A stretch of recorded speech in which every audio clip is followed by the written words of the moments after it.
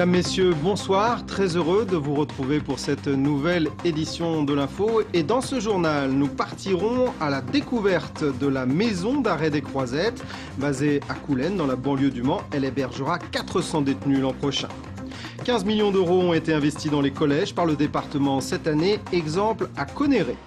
La récolte de pommes a débuté dans le Sud-Sarthe. Le point sur un secteur fragilisé par la concurrence européenne. Allez, on regarde tout de suite cette image. La clé est impressionnante. Vous allez le voir, elle a été remise aujourd'hui par le groupe Bouygues à l'administration pénitentiaire qui a pris possession ce matin de la maison d'arrêt des Croisettes à Coulennes après 2 années de travaux et 40 millions d'euros d'investissement. Cette prison peut accueillir 400 détenus. Elle s'inscrit dans le programme de modernisation et de renouvellement des prisons françaises. Visite guidée. La maison d'arrêt des Croisettes, c'est la prison du 21e siècle. Pour le détenu, le premier arrêt se fait au greffe où il est soumis à une reconnaissance biométrique. Le détenu pose sa main à l'intérieur. Il y a identification, reconnaissance. L'écran nous confirme que c'est bien le détenu auquel nous avons affaire. Et là, on peut le laisser rentrer ou le laisser sortir suivant le chemin qu'il va emprunter. Et c'est infalsifiable. Tout à fait. Le détenu passe ensuite plusieurs jours dans le quartier des arrivants avant de rejoindre sa cellule. Un coup d'œil en témoigne, elles sont pour la plupart individuelles et disposent d'une douche et de sanitaires. Mais les Croisettes ont surtout de l'espace pour les ateliers de production ou la pratique du football par exemple.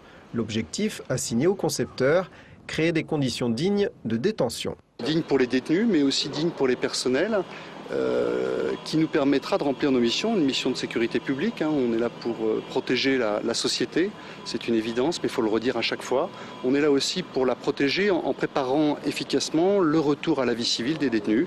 Donc là aussi, on a tout ce qu'il faut comme équipement pour pouvoir y arriver.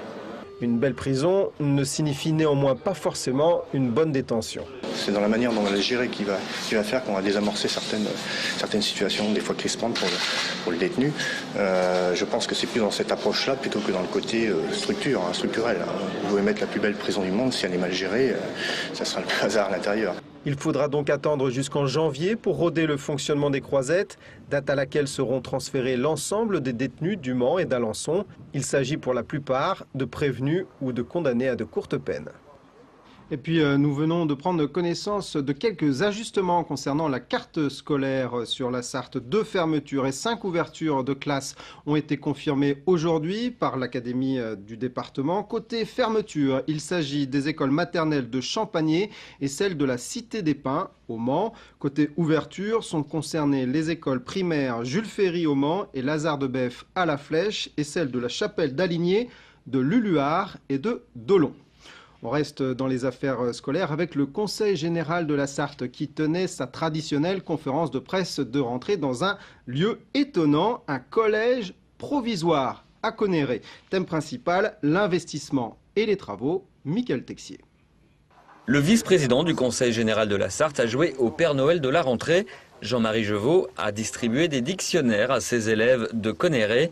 7500 Robert de poche personnalisés aux couleurs du département seront ainsi distribués à tous les 6e de la Sarthe. Donc laissez-les chez vous, en bonne place. Et si le Conseil général a choisi Connerré pour sa conférence de presse de rentrée, ce n'est pas un hasard. 11 millions d'euros y seront investis pour rénover entièrement le bâtiment datant des années 60. J'ai rencontré la directrice qui a ouvert ce collège en 1967.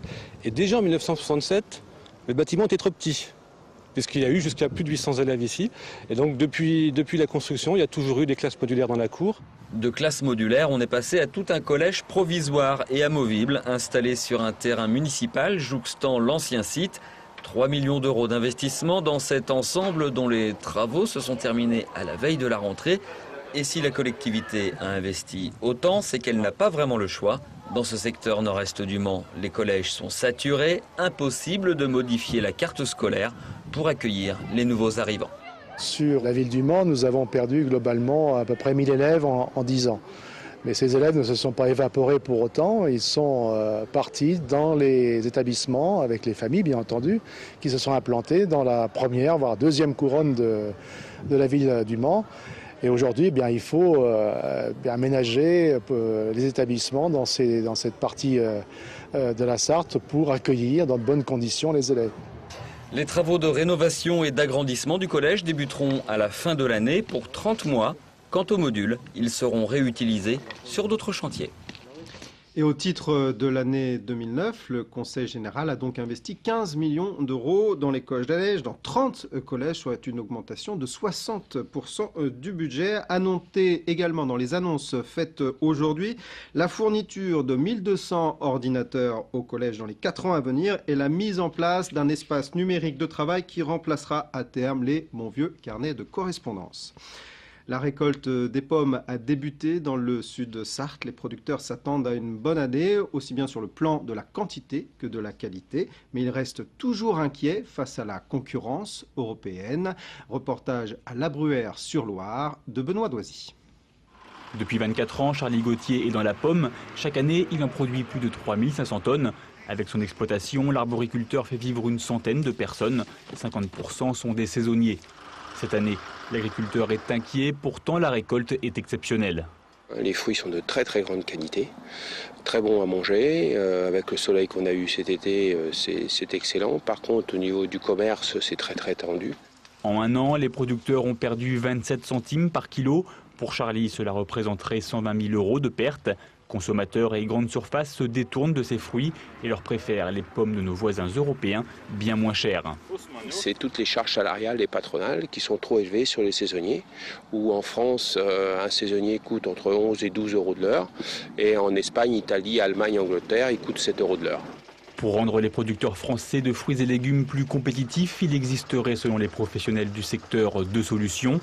Soit l'Union européenne harmonise les salaires agricoles par le haut, soit la France crée un SMIC agricole égal à la concurrence européenne.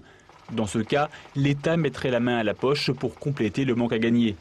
Pour Charlie, une chose est sûre, le temps presse.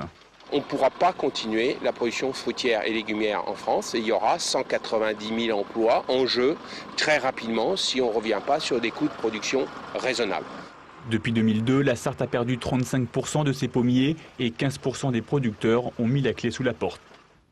En bref, maintenant, les amis de Dany Le Prince appellent un rassemblement ce samedi à 14h30 à Torigné-sur-Duet. Cela fera effectivement 15 ans, jour pour jour, qu'a eu lieu la tragédie pour laquelle Dany Le Prince a été condamné. L'association prévoit un défilé de 2 roues jusqu'au palais de justice du Mans. Info média maintenant, sachez que le MUC 72 et la radio Sweet FM ont signé un accord de partenariat pour la retransmission des matchs en direct et une série d'émissions sur le club Manceau. Elles seront diffusées sur l'antenne de Sweet FM et sur le site web du MUC. La première aura lieu lors du match contre Marseille. Ce sera le 12 septembre prochain. On enchaîne avec Sport en fête. La manifestation aura lieu samedi au Mans de 9h à 18h. Alors, la fête du sport en chiffres, c'est 25 000 spectateurs attendus. La présence de 100 associations sportives, 50 disciplines représentées au long des 9 heures que dure l'événement. Nouveauté cette année, Sport en fête quitte les Jacobins en travaux pour les bords de Luynes et la promenade Newton. C'est face au gymnase Alain Fournier, dans le quartier des Sablons. Un déménagement qui ne devrait pas changer grand-chose à la fête, c'est ce que nous a dit François Hédon. François Hédon est l'adjoint au sport de la ville du Mans. On l'écoute. On n'a effectivement pas voulu faire de changements fondamentaux, c'est-à-dire qu'on va retrouver à peu près la même disposition des stands, des circulations qu'on avait aux Jacobins.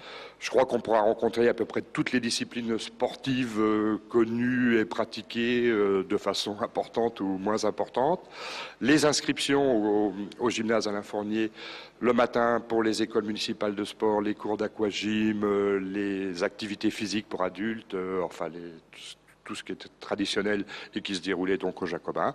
Et puis bien sûr toute la journée des animations avec les plongeurs de l'impossible, avec un certain nombre d'activités, de l'acrobranche, etc. pour les plus jeunes.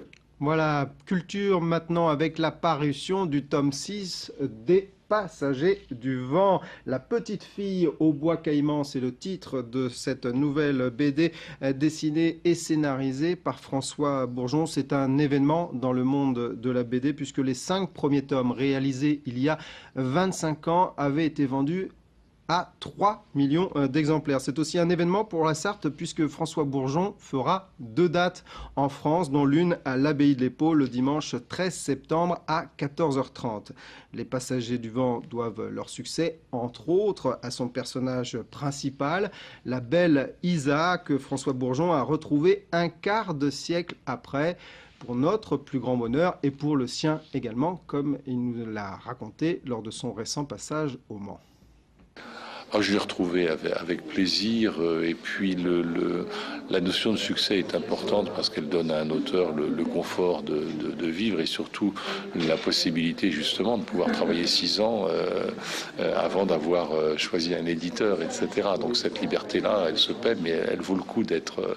c'est intéressant, mais le personnage d'Isa, je l'ai jamais complètement abandonné parce que je pense qu'un auteur est très proche de ses personnages et les influence autant qu'ils influencent l'auteur.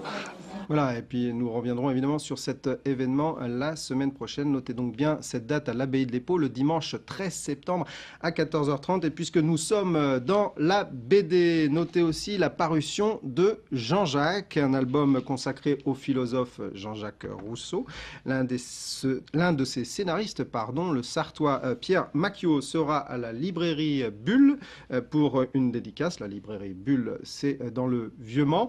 Ce sera demain à partir de 15h. Voilà, merci d'avoir suivi ce journal. Lundi prochain à 18h30 pour la première diffusion de l'info, vous retrouverez Michael Texier et à 18h45 Yannick Morfin pour tout savoir sur l'actualité sportive du week-end. D'ici là, passez d'excellents moments sur notre antenne. Au revoir.